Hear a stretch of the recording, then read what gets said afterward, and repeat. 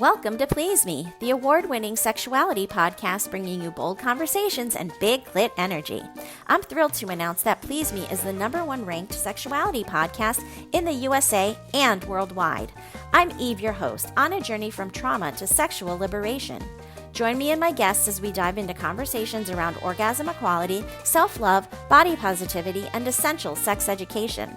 Let's reclaim pleasure and close the orgasm gap, one empowering conversation at a time. Last episode, Ben joined me for the Kink series and walked me through the handmade kink toys at the Kink Shop. With 97% of their floggers and sensory play items crafted in-house, it's a must-hear for anyone shopping for a new bunny flogger or rubber whip. Today I'm bringing you my favorite interview of the season from What If You Could podcast. Gary Scott opens with What If You Could? And I respond with the truth I usually keep off the record. From there, the conversation takes a surprisingly spicy turn. I'm thrilled to share that Please Me has been honored with 3 major Spotify awards in 2025. The Rising Star Award, where my show outpaced 99% of other podcasts. The Marathon Show Award, where my fans listened longer than 99% of other shows.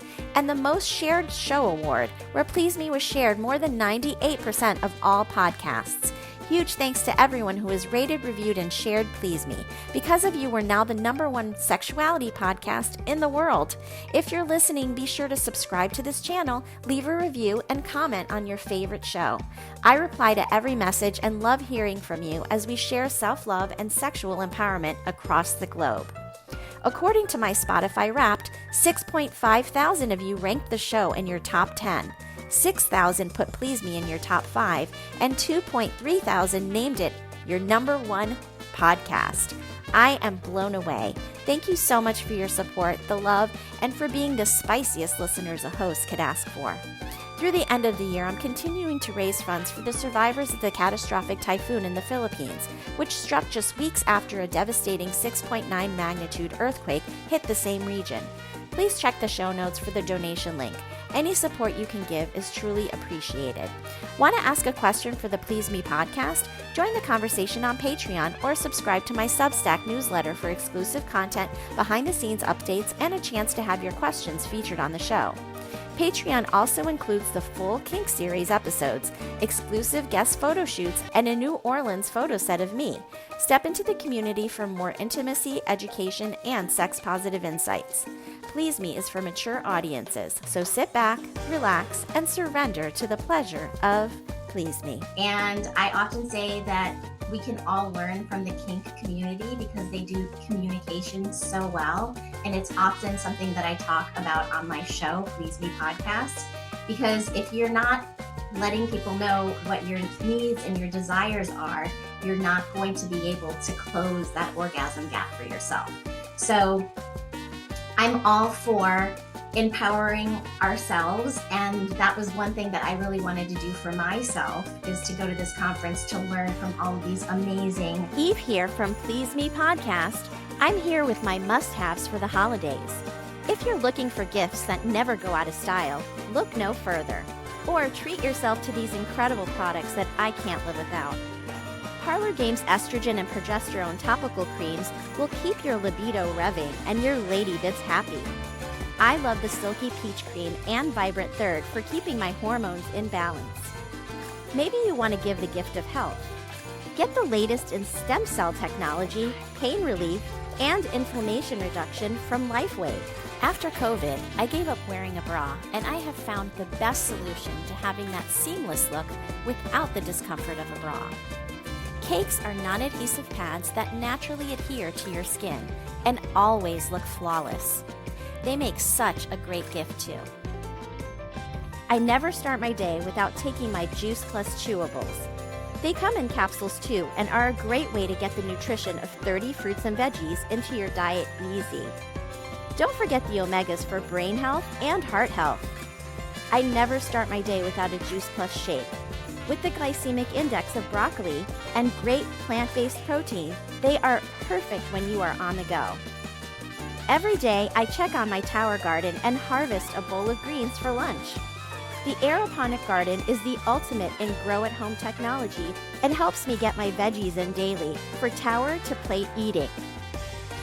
Maybe you're wondering, what about my intimate time, Eve? Don't forget that I love Bonnie's Herbals and her sex butter and boudoir butter. And of course, everyone loves toys for the holidays. Get your sexy toys now at pleaseme.online. Happy, healthy, and sexy holidays. Hey. Hi, it's Eva Longoria. And let's be real. After 40, we should ask for more from our skincare. I swear by Revitalift Triple Power Moisturizer by L'Oreal Paris.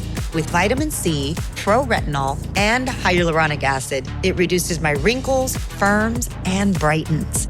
And it's not a procedure. It's just a hard-working moisturizer. Revitalift Triple Power Moisturizer by L'Oreal Paris. Grab it today in fragrance-free or with SPF 30. Available at your local Target. Gold Bond knows that things are just better with a little boost. Like your music? And your skin.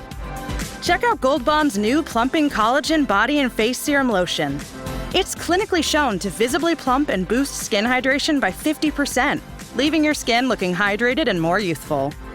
Turn up beautiful skin with Gold Bond's new Plumping Collagen Body and Face Serum Lotion. Learn more on Amazon. Retirement isn't just about closing out your career. It's living the life you've always dreamed of. With New York Life, you get the financial guidance to make it real. Start today at nyl.com. Everybody, welcome to another episode of the What If You Could podcast. And today, my guest is Eve Hall. Hello, Eve Hall. Hi, how are you today?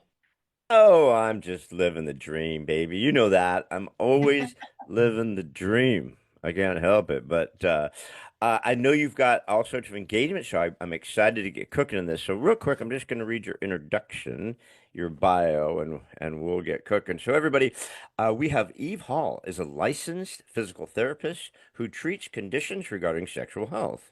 Eve is also a certified health coach who is on a mission to destigmatize conversations about sex and sexual health. Eve is the host of the podcast called Please Me. Please me, baby. Oh, please me. I'll please you, you please me. Sorry, got distracted. Where she covers all sorts of topics related to sexuality, such as safe sex, kink and fetish, orgasm, big clit energy. We love that. Relationship options, and so much more. Eve is the creator of the growing Orgasm Revolution, where Eve aims to bring awareness to the orgasm gap and close women's orgasm gap one orgasm at a time, or one person at a time, with the education, awareness, and communication. And all of that is good, yummy stuff. So, Eve, I know I've been talking a lot, and I'm sorry, but I'll shut up, I promise. I just have one last thing, and we're the What If You Could podcast. So, Eve Hall, what is your What If You Could? That is a really great question. And I have so many things that I can sort of go off of. But one thing popped in my mind when you asked me this earlier, and I'm going to say, what if I could come back as a dominatrix? That would be my what if you could. Why do you need to come back to do that? That's true. I could do it in this lifetime for sure. And the reason why I said that was that about a week and a half ago, I spent about 5 days at a conference called DomCon. And it is a conference where professional dominatrixes come together and teach their craft. And it was like coming home all over again. However, I'm completely new to the scene.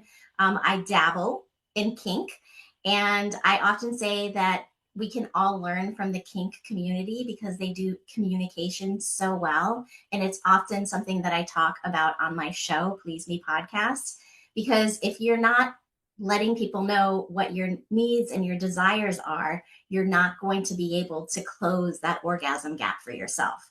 So I'm all for empowering ourselves. And that was one thing that I really wanted to do for myself, is to go to this conference to learn from all of these amazing women.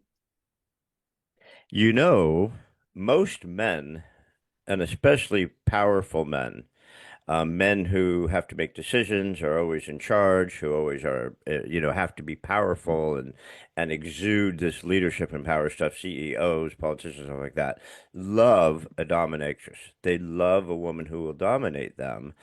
In the same way, a lot of women just want to submit and just like, oh, I've done the dishes, I took care of the kids, I have to run the household, I have to do this.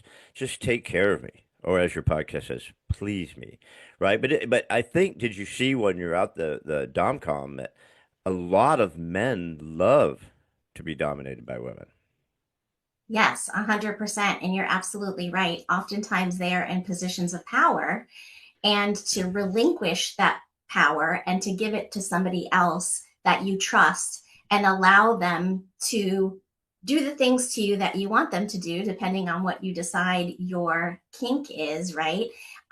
Is just a beautiful expression of, trying to get your needs met in a whole different way. And I think that oftentimes sex workers fulfill this role in our society because people are afraid to have communication and talk to their partners, talk to their husbands, wives, etc., or boyfriends, girlfriends, or whatever that may be, about what their true desires are. And so oftentimes sex workers are used in order to fulfill those needs and desires and fantasies. And I think that we really have the opportunity to, if we learn how to communicate properly, to really fulfill those fantasies within the relationships we're in. Comes down to trust. Comes down to trust. I mean, a guy says, hey, man, I want you to blindfold me, tie me down to the bed, and do whatever you want with me because I just want to relinquish everything, right? And it's very difficult for a man to say that. And the other side of it, it's difficult for his spouse or partner, wife, woman, whatever they're with, to know what to do. What boundaries. I mean, there's a lot behind the trust of relinquishing that sort of power to someone. Yes, trust is so, so important. And it's something that develops over time. So initially in an early relationship, that trust is not going to be there. But as you get to know the person, as you get to have more conversations with the person and tell them what your boundaries are and see that they respect those boundaries, then the trust can build. And so same thing in a dominatrix or a dom sub relationship. If you are expressing your needs and wants, and the dom is able to meet those boundaries, push you to your limits, but not cross the line, and you will build trust in that person. And then maybe eventually you can explore other things that might be a no right now, might become a yes later on down the road. Yeah, I mean, one person might want to be blindfolded and tickled, and the other one might want to be tied up and whipped with with a cat of nine tails, and everything in between.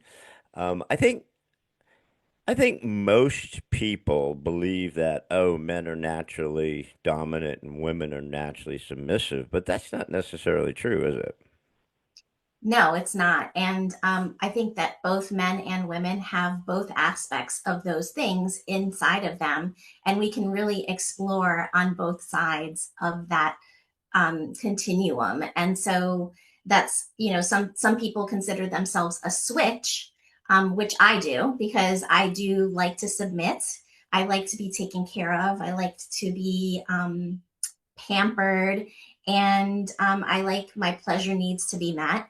And I also like to be in control. I like to dominate as well. And I like to be the one in charge of creating something beautiful for somebody else that they can take away from that space and have a memory of. I'm a total switch. I mean, I'm dominant by nature. I'm an Aries, so I'm dominant by nature. But there are times when I go, you know what? Why don't you take care of this shit for a little bit? Why don't we role reversal? And here's the reason for me why. is it feels good to give someone else the power, right? I mean, someone who is uncomfortable taking control or someone who's uncomfortable taking the power, right? And so to give that to them, all of a sudden it's like, oh, I don't know. Ooh, ow, ooh, I don't know. The next thing you're like, dude, slow it down a little bit, right? It's like once you get that feeling of that power and that control, it's like, this feels really good because I've been shit on my whole life. It feels good to take the other side of this and have some power. So to give that to someone sometimes will open up all sorts of good yumminess. 100%. And power is, the dynamic that you're playing with, right? And what's interesting is that if you feel like you've been a victim or you have been a victim of some sort of abuse, sexual abuse or rape or something like that, and then you play with the power dynamics and you take control, it can actually be very healing, which I find super fascinating, but absolutely true. So there's many avenues to healing, and I think that kink is definitely one of them. Yeah, I mean that's kind of your story, right? I mean your story was you did have issues, abuse issues early in life, and then you went ahead and got married. I have no idea what happened during that period of time, but then when you separated, you kind of said, "I'm unleashing all Eve Hall hell. I'm gonna go and do the doo-doo that I do." And this is kind of how you found yourself where you are, right? I mean, you want to share a little bit of that?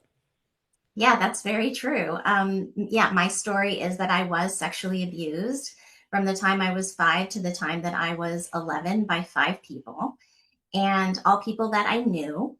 And having had that experience, I went through lots of healing phases in my life.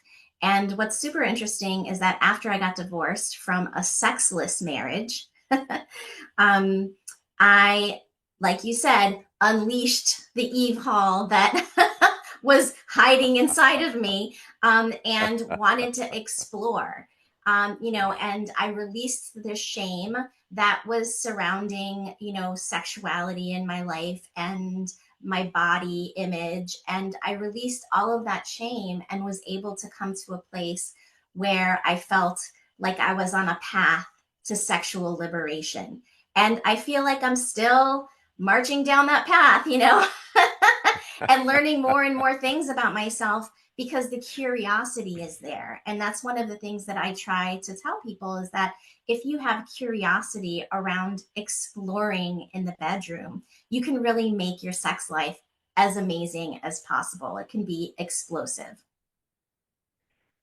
You know, Eve, you just unleashed so many different thoughts there, right? Because childhood just fucks up our sex so much. Marriages, sexless marriages. I mean, I really want to get into that because that's a big deal. And then the leaving and then finding this sensuality, this sexuality, this beast within from a sexless marriage is just so interesting, right? But to touch on childhood, I mean, I had the weirdest. I'm a twisted sex person. I guess I could say that on a podcast. Who cares? Um, Well, you've when I already was confessed that you were a switch. So right, I know it's probably going to get worse before it gets better here. I love it. I love But it. that's why we're here. On the Please Me podcast or wherever we are. Um, but I grew up with my grandfather had a very successful screening room on Sunset Strip in LA, and my uncle had a screening room also, and my grandfather's was like old school. Howard Hughes lived in it. I mean, just a trippy, great history about my grandfather's. But my uncle was more of a traditional, just he'd film anybody, and in a screening room, basically, you make a movie.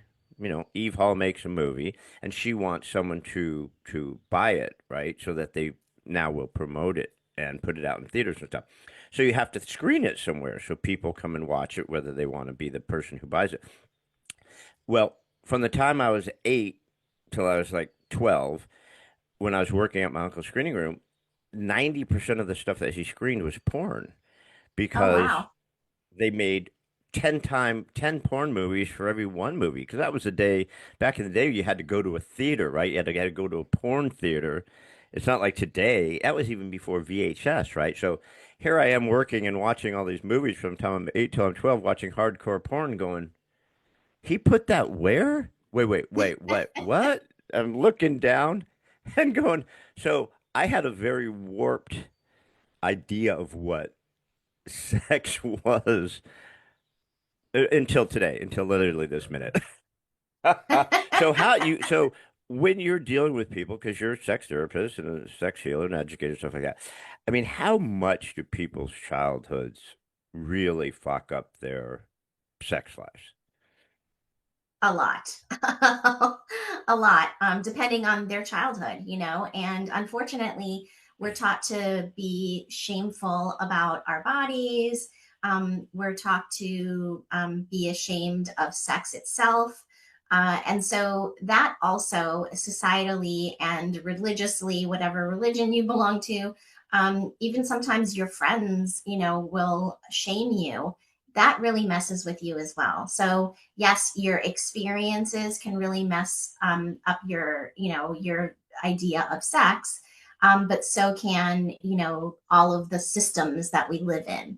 And so being really conscious of that and then trying to erase that shame is so important in order for you to really hone in on your personal,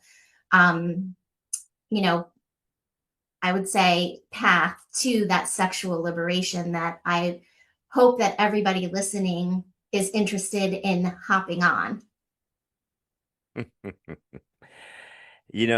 Sexless marriages. Sexless marriages. So bizarre. Sexless marriages. Because you meet someone, you're obviously compatible, you get along. Maybe the sex was hot in the beginning, or maybe you didn't have sex for whatever reasons early, thinking you'd grow into it. When I married my first wife, who passed from cancer, but when I married my first wife, she was 18 and I was 20, and she was a virgin. She said, I don't want to have sex till marriage. I'm like, well, can we get married this afternoon? But we had a 2-year engagement. And so we lived together. So for 2 years, we didn't have sex. And we did other things, to kind of make pleasure each other. But so on our honeymoon, like, it's the big thing, right? It's like, okay, we got to do this, right? It took like 3 days for us to consummate that, because we're both like, dude, I don't even know what to do anymore, and you're new, and I want this to be good, right? It's your first time and all this. That's pressure. It's a lot of pressure, right? I mean, right? But I had all these visions because I had seen all this porn, and I'd obviously had sex with other women, she hadn't. But when you get into the sexless marriage thing, I've always found it so interesting. It's kind of like when a guy is really slothern, he's out of shape, he's fat, he comes home, drinks beer, sits there, watches ESPN, gets out of shape, and his wife just loses interest in him, right? And then they divorce, and he goes to the gym, and he gets in shape, and he gets a better job. I'm like, why didn't you do that when you were married, right? So how do people end up in a sexless marriage? Well, I can only speak for myself. And I do think that there were certain things that sort of made it worse. And then eventually it just stopped. But we wanted to have children. So that was one of the main reasons why we got married. And unfortunately, we were not able to have children in the regular way. And so I had 2 children through in vitro fertilization.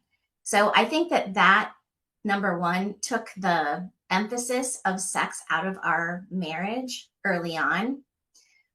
Also, my ex-husband was one of those people that loves to watch ESPN, and he would sleep with his television.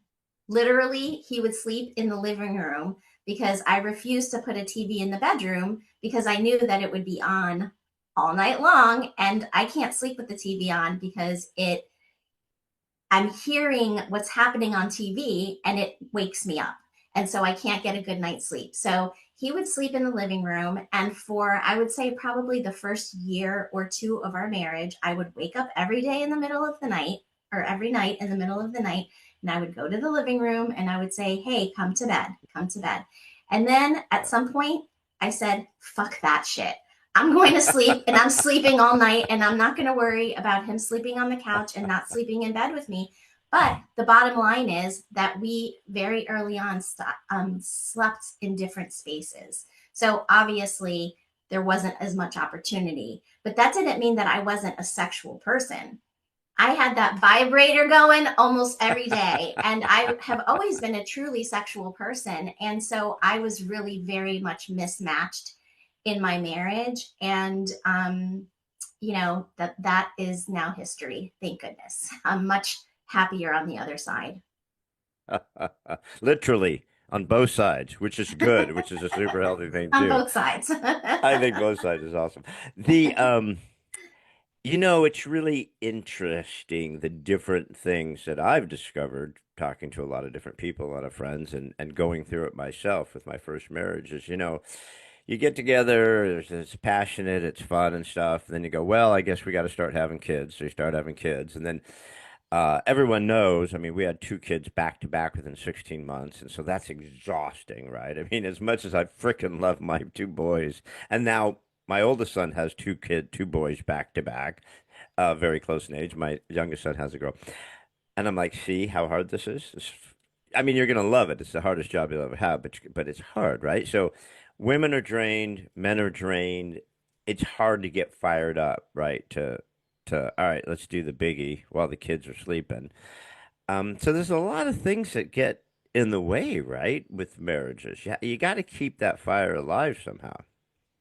It's really, really important. And one of the things that I've talked to several guests about on my show is scheduling sex.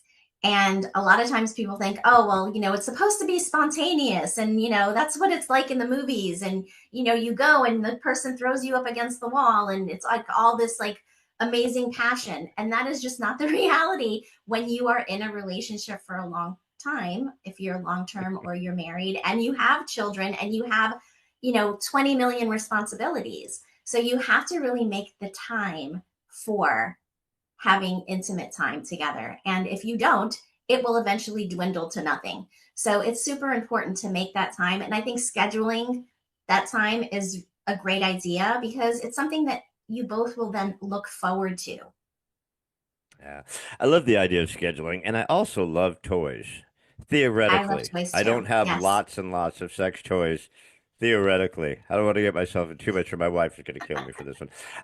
But I'm a huge believer in adult, what do they call them? Adult Sex toys. novelties. That's what it is. Mhm. I'm a huge believer in adult novelties because I believe that, maybe one person's not in the mood. It's like, well, let me help you out. Let me help a sister out. Let's whip out Bertha and see what's going on. Or vice versa, the gal's not into it, and let's get the suckathon, the sucky machine, and let's do that with the dude together. It's like there's no shame in saying, honey, I've had a long day, I'm beat. Woody's just not there, but let's get out Old Faithful, and you hammer one out, and I'll kiss you and love you, and we'll do it together, right? I mean, I think adult novelties can add a real positive impact on marriages. You don't have to just hide that shoulder massager under the pillow. Bring them all out, right? Get them all out. Lay them all out and make a decision on what you're going to use that night. Absolutely. I think it's a great idea. I think that toys can definitely enhance your sex life, as particularly for women who need external clitoral stimulation in order to orgasm. 95% of women need external clitoral stimulation to get there, right? And so oftentimes, if you haven't learned how to use your hand to do that, you're going to be lacking in the bedroom. And so vibrators are really, really useful for that. And absolutely for men too. There's a lot of different toys that men can enjoy as well. And, BDSM or kink that's a whole nother animal of toys that you can bring into the bedroom. And you mentioned, blindfolds, but there's handcuffs and there's, silk ties that you don't even have to go out and buy something. You can just go get all the ties that your husband never wears and have him blindfold you with them and tie you up and just love on you. So it's a beautiful thing to explore with different toys because it just brings more spice into the mix. Yeah. Theoretically, I love all of that. And theoretically, not in real life, especially the sensory stuff, blindfolds, uh, the, feathers, different things that change kind of the sensory. It's not always just going, okay, 2 kisses, 3 pumps and a shiver, and I'm going to roll over and go to sleep, right? It's like, dude, seriously? If you hear something humming next door, it's me, all right? Because 2 pumps and a shiver is just not going to get it done. And I think, when I was looking through your website and going through some of the stuff, I gave my wife the quiz, my new wife, about, all right, how many women do fake it? And I told her, I said, if you fake it, just tell me. Why do we have to go through this game, right? If something happened, let's just get out Old Faithful. Don't fucking fake it. Neither one of us have time for this shit, all right? You don't have to stroke my ego. But I mean, so how many women don't, and I'm going to ask you now because it was on your thing, how many women do, percentage-wise, do not orgasm from vaginal penetration?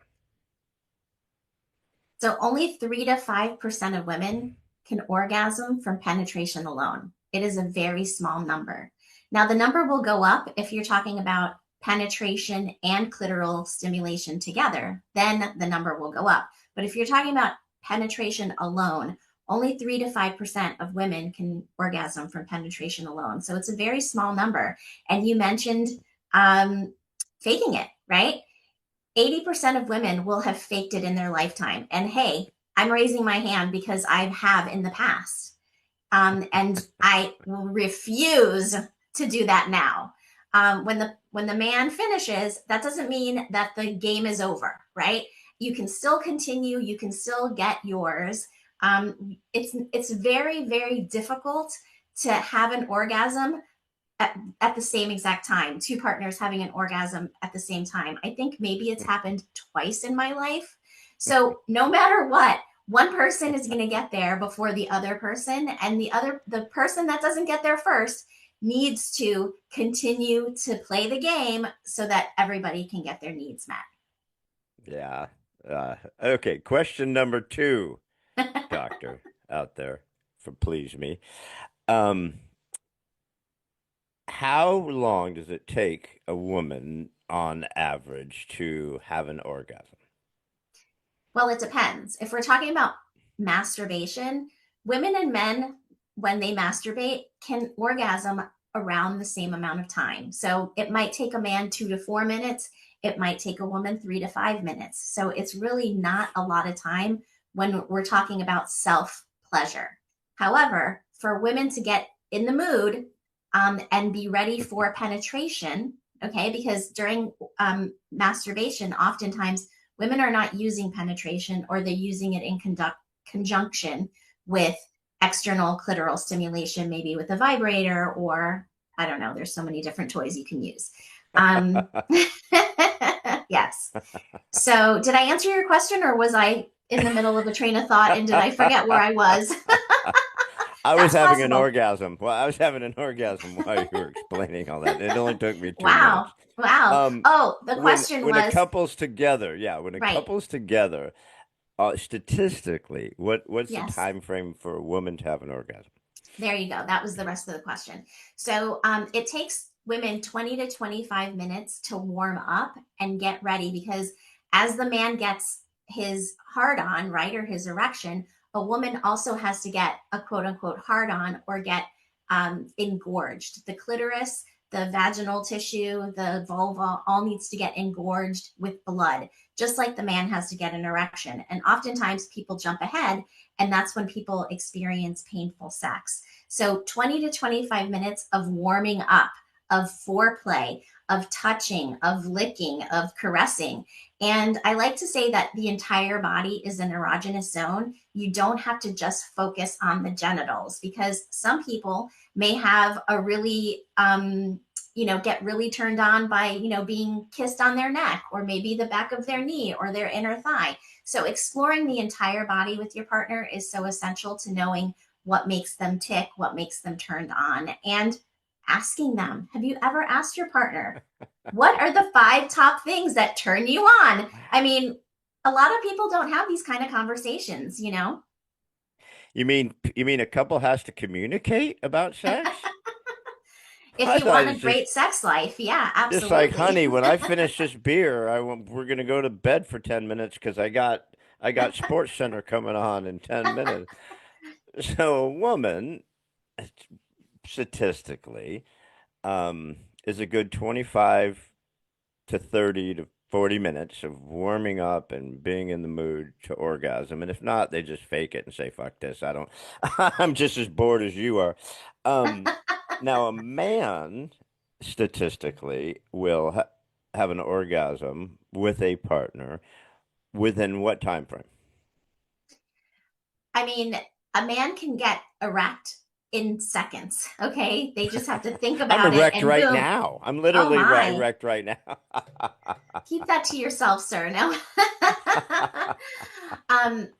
Men can, be ready for penetrative sex as soon as they're hard. So, for some men that have great blood flow and have a great imagination, or they're visual and they like what they see, they can really get erect very quickly. Women need more time because the vagina needs to elongate. And it's a really interesting phenomenon where it's called tenting, where the vagina actually elongates to be ready for penetrative sex. So if you are penetrating too early, it may be really painful. But if you prepare the area, you can really experience maybe deeper penetration than you would early on.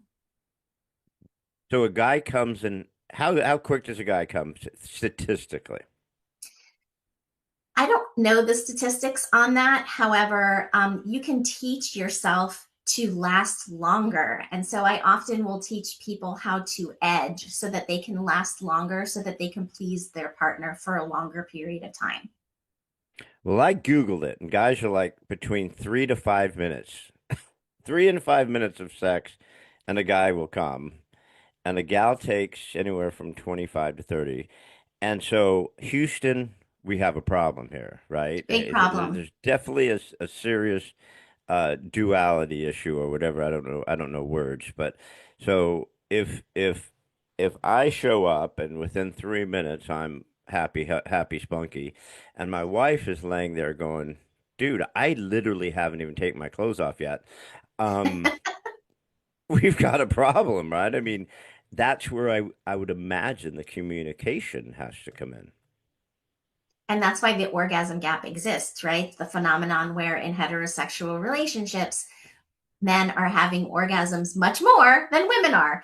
And so I love to talk about the orgasm gap. And I think it's really important to know the statistics, but also to know that you can teach yourself to pleasure your partner and to last longer. So, maybe don't start with the penetration if you know that you're only a, 5-minute guy, really do a lot more, pre-warming up and foreplay, because you're never going to,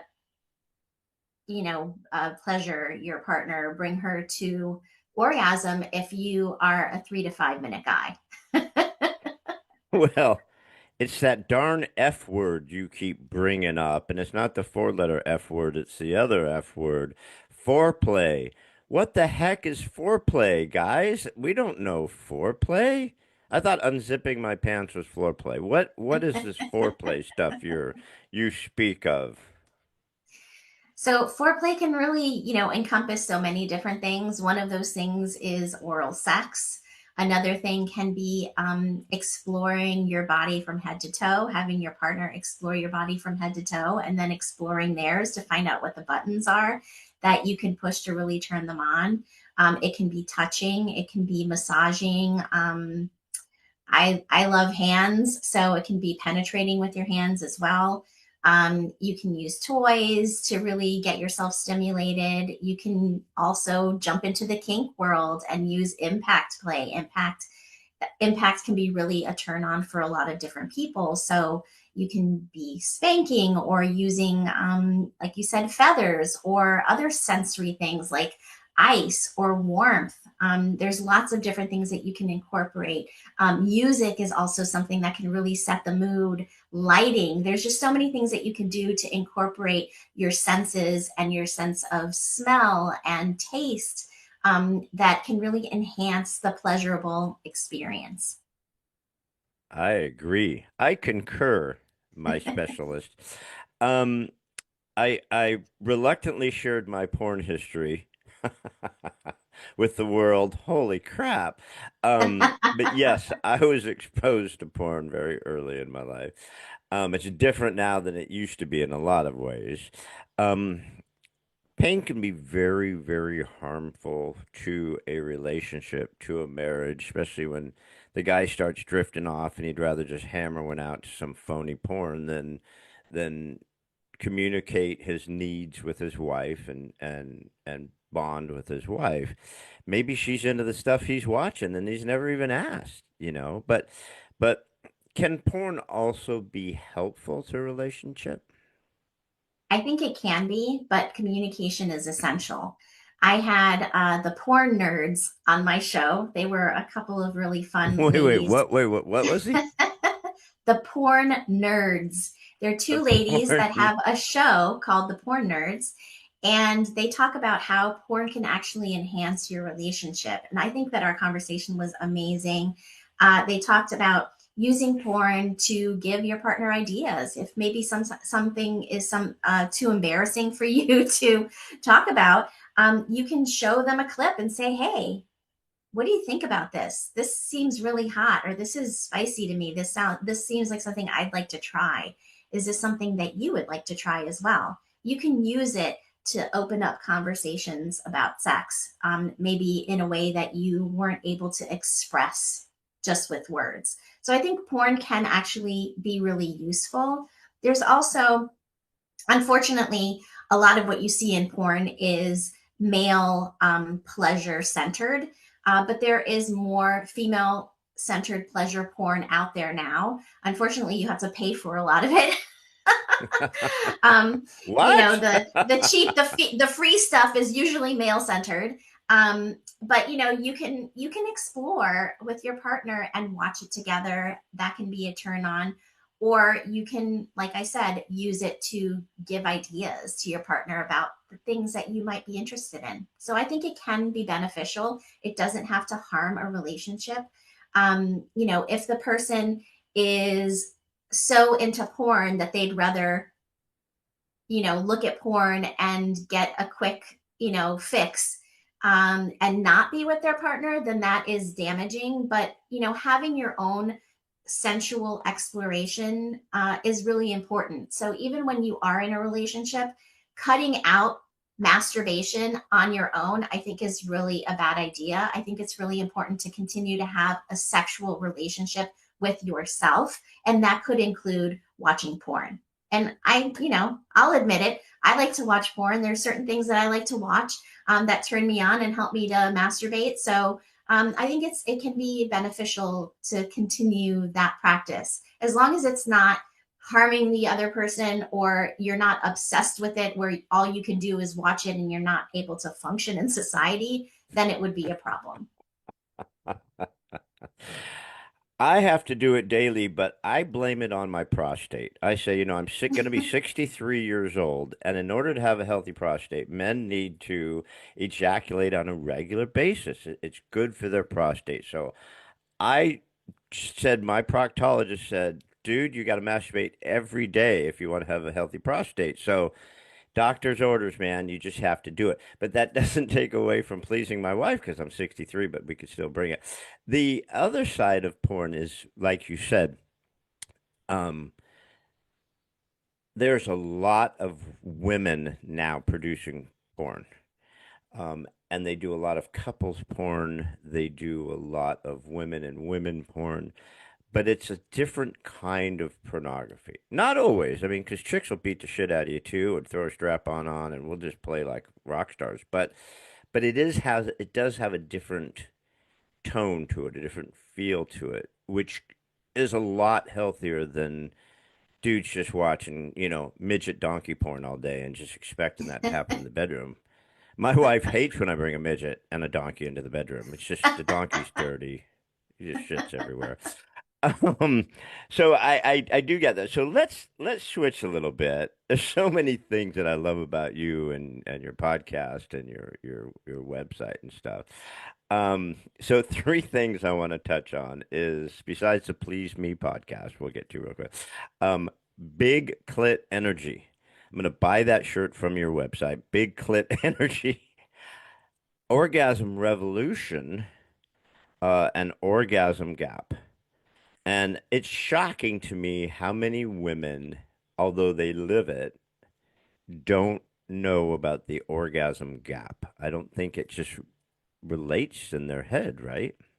If you've ever wished sex could feel more connected, more intense, or honestly just more fun, you need to check out Shameless Care. They're a telemedicine company built entirely around sexual health, real doctors, real prescriptions, and products that actually work. Like Shameless Chemistry, their oxytocin plus tadalafil blend that deepens connection and boosts arousal. Or Shamelessly Aroused, a topical cream with the active ingredient found in men's ED medication, increasing blood flow exactly where it counts. Every order includes a short video introduction from your doctor, transparent pricing, and no subscriptions ever. Just real, sex-positive healthcare that delivers results. Because you're a Please Me listener, you can use coupon code PLEASEME for $15 off your order of any product on the Shameless Care website. Use the code PLEASEME, that's PLEASEME, at checkout to claim your $15 off. Again, that's shamelesscare.com, code PLEASEME. Because great sex shouldn't be complicated. It should be shameless. This episode is sponsored by Shameless Care. Are you looking for a sexy date? Look no further than SDC.com. SDC.com is the premier ethically non-monogamous website that is worldwide. It also hosts a wealth of information on sexuality and sexual health, and I host a free live webinar monthly on the site. You can use code 37340 for a free trial membership on me, and be sure to reach out on the site and say hello. Hi, I'm Eve Hall from Please Me Podcast, and I wanted to come on here today to talk to you about something that I recently discovered, and I think it is such a game changer. During COVID, I gave up three things. One was not wearing makeup every day. And yes, I have makeup on today because I just finished recording a podcast, and I like to put my game face on. But on a daily basis, I'm not wearing makeup every day, which has been a big change for me. Another thing was that I stopped working for other people. And so hence my podcast and hence my private practice, Inspire Health Physical Therapy. And the third thing I gave up during COVID was wearing a bra. And the reason why I want to talk to you about that today is because I wanted to talk to you about Cakes. Cakes is an incredible product that I've been using so that I don't have to wear a bra all the time, but I can look like I have a bra on. And what it does is it just covers up the little nipple show that you have going through your clothes, and it allows your clothes to fit you seamlessly and smoothly. And it is a beautiful product. And they are so much more comfortable to wear than wearing a bra. And I have to say that it's so important to give your body time without a bra, because just like any other brace, if you're wearing an ankle brace or a knee brace and you wear it all the time, it's going to cause atrophy around that joint. And the same goes for a bra. If you're wearing a bra all the time, it's going to also cause weakness in your pectoralis muscles. And the pectoralis muscles are the muscles that help you to lift your breasts.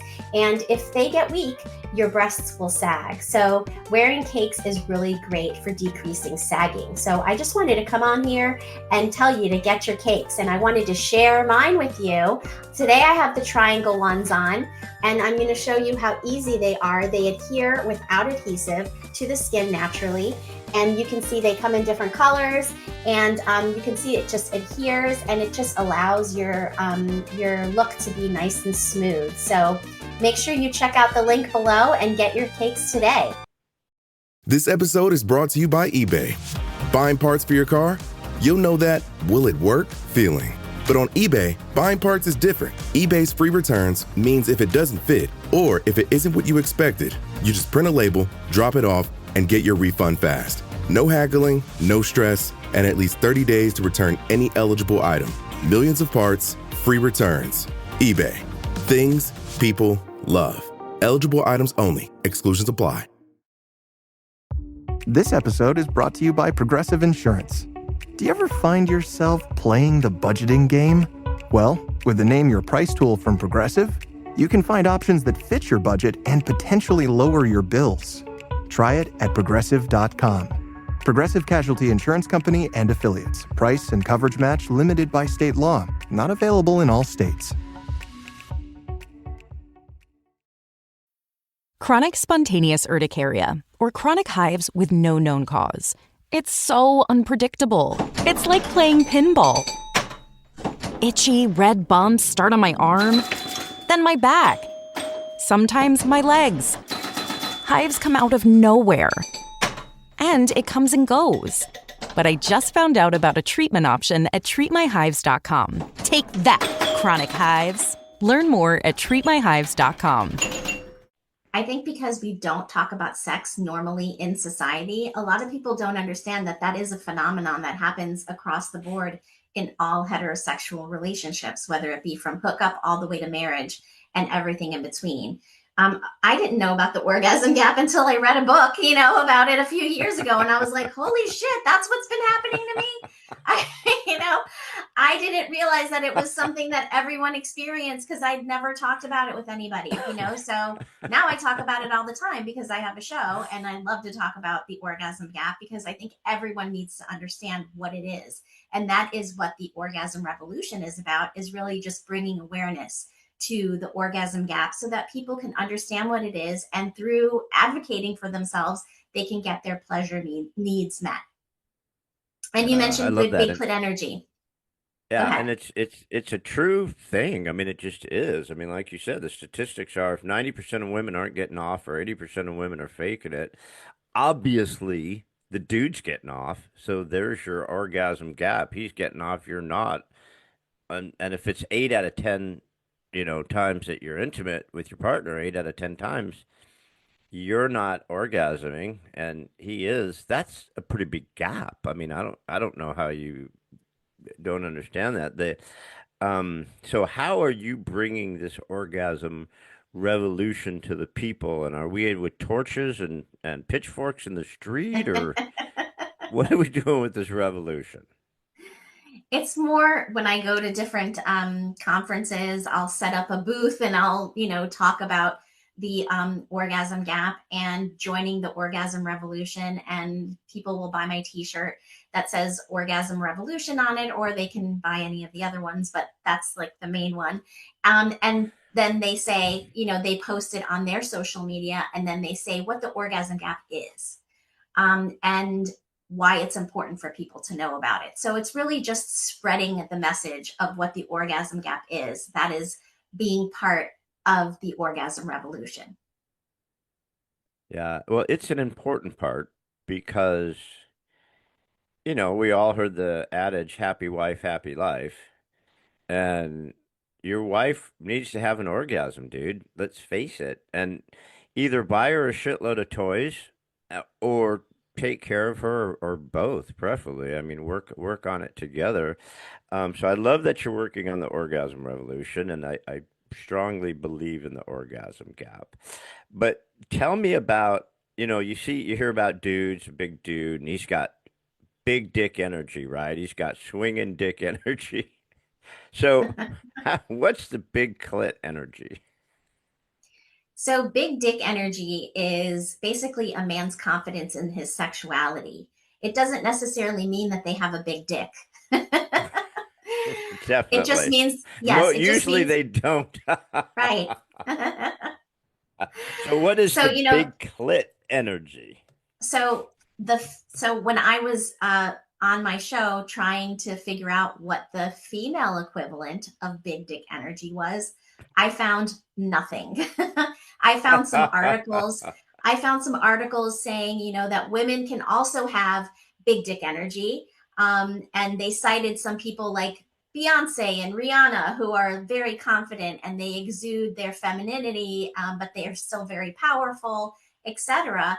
And I thought, well, that's all well and good for them, but I don't want to have big dick energy. I want to have a woman's version of big dick energy. And so I coined the term and trademarked big clit energy, which is the confidence that a woman has in her sexuality. And really, when you hone that confidence, when you work on that aspect of your life, it really does translate to all areas of your life. Yeah. And I think a sexually satisfied, happy woman is more confident and someone who I think just is able to express themselves more.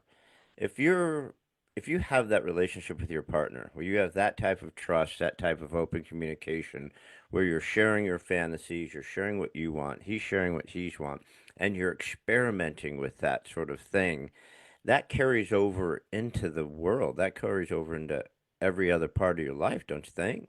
Yes, absolutely. Absolutely. Which is why I love to talk about getting that big clit energy for yourself, for women I or love that. men to get the big dick energy for themselves. I mean, men have Yeah, I issues and don't. hangups and things like that as well. So I don't have big dick anything. I don't have big dick energy. It's like a girlfriend of mine said, "Are you a grower or a shower?" I said, "What the hell does that mean?" And she goes, "Well, if you're a grower, when you just take your pants off now, your dick's small, but it gets big. If you're a shower, you take your pants off now, your dick's big, but it doesn't get any bigger." I'm like, I'm not either one. I got nothing. I'm not either one. It's always there. That's why I love toys. Um, so touching on the clit, and I know you're great you've been so kind with your time. I got to get you out of here in a minute, but so touching on the clit, which we all love to do, is we keep hearing about, the little gal in the canoe, that for some reason people say guys can't find it, which is bizarre to me because it's right there. How could you miss it? And the mysterious G spot. Why do people say guys can't find either one of these things? well, anatomically, there's not technically a G spot when you look at an anatomical chart, right? Of the genitalia. And maybe it's because they don't know what they're talking about in the medical field, right? And they haven't found the precise location where to They've put never it. had a And G-spot orgasm, obviously. but some people swear by the G spot. And so the clitoris actually is an amazing organ. It's almost the size of a penis. And only the part that you can see is the little nub on the outside. But it has clitoral bulbs. It has clitoral legs that wrap around the opening of the vagina. And so the clitoris is actually a much larger organ that you can stimulate. You don't only have to stimulate that one little nub that you see on the outside of the body. You can stimulate other parts of it as well. It runs underneath the labia, which are the lips of the vaginal, or not the vagina, but the vulva. And it also is internally in the vagina as well. So you can stimulate it internally as well. And then on the anterior surface of the vaginal canal, a little bit deeper, is what people consider the G spot. And so I encourage people out there to look for it, to try and find it, to see if that's the spot that really will turn your woman on, because if you're not looking for it, you will never find it. So it's like a treasure hunt. It's a great treasure hunt, and I don't know for sure, but theoretically, I've heard there's like toys you can use to help with the clitoral legs and the G spot area. I don't know that for sure. I've heard that theoretically. Is that true? Yeah, so if you get toys that have sort of like a curve and they're not just straight, then you can access that area more easily. So yes, absolutely, there are toys that you can get. You can also use your finger and curve it instead of putting it straight. You can curve it and focus on the anterior, which is the part that's closest to the belly button, instead of going backwards towards the anus. I'm shocked. I had no idea you could do all this stuff. This is amazing, Eve. I'm going to ask one last question, or two last questions. I'm going to get you out of here. Is okay. The myth of squirting. Mm-hmm. My therapist. Can women squirt? And if they do, what is it? So squirting is something that some women do all the time, and some women have never done in their lives. And basically, it is another type of ejaculate that can be emitted from the vaginal canal, that is very wet. So it could be like a sprinkler, it could be like a fountain, and it can be in conjunction with orgasm, but not necessarily. So when somebody has a squirting episode, that does not mean that they just had an orgasm. They might have. You might want to ask, but that doesn't mean that they did. So squirting is a phenomenon that, I think people can really learn how to do on themselves, or have their partner learn to do on themselves. There's a technique that can help you to learn how to do that. You can Google it. I won't go into the details here. I would never Google such a thing. Well, you should if you want to pleasure your wife, and it's actually lovely. I don't always squirt, but I have squirted, and I've never not liked it. So it's an so there you go. amazing it's an amazing thing, gals. If you haven't done it and your husband can't get you there, go and get a male escort, or preferably a female escort, and have her take you there, because I think a woman will take you there better than a dude will. So go get yourself a female escort. That's interesting that you say that. And, it's very messy though. So make sure that you put lots of towels down, or you get one of those really nice, thick blankets, sex blankets that you can put over your comforter, so that you don't destroy your bed and your mattress. Again, theoretically, I've heard they actually have these such blankets that you can lay down that are made just for that. God, Yes, they're so weird. I have them in my store on pleaseme.online, so you can check them out. And it's the Liberator blankets. Liberator does a lot of great stuff, I've heard. I don't know for sure, but pillows and lounges and all sorts of stuff. I don't know Lots that of for a furniture. fact. I'm Mhm. just saying theoretically, I've heard they have a lot of great little apparatuses for you on there too. It's They expensive, do. I've heard, but but it's great. So, Eve, you've been wonderful. I know you got to get cooking. You've got a bunch of different appointments. So, you've been wonderful. I could talk about sex forever because it's one of my favorite topics. Um, Me too. but I lied earlier because I'm a dude and guys lie. We're just liars. I said I had one question. I actually have two questions. So Okay. I give you the first question. I don't give you the second question because I'm a liar. My second question is, if there was something that you wanted to leave us with, a thought, a message, something that really meant something to Eve Hall, um, what would that last thought be? I would say that there's absolutely no shame in having any kind of sexual health condition, whether that be a sexually transmitted infection, or it be something like erectile dysfunction, or the female equivalent, which is decreased vaginal sensitivity and dryness. There are many different sexual health conditions like premature ejaculation. You mentioned, quick quick orgasms in men, right? Well, if you orgasm in less than 2 minutes, you have premature ejaculation, or fractured penis, or incontinence, which is a very unsexy sexual health condition, but it affects many people and many women. So if you do have a sexual health condition, reach out to somebody that can help you. And I am one of those people. So you can certainly reach out to me, but if not me, someone in your area that can help you to get those sexual dysfunctions under control so that you can really enjoy your sex life, because it is really one of the biggest joys in life. 100%, my dear. I'm Adam. You are Eve.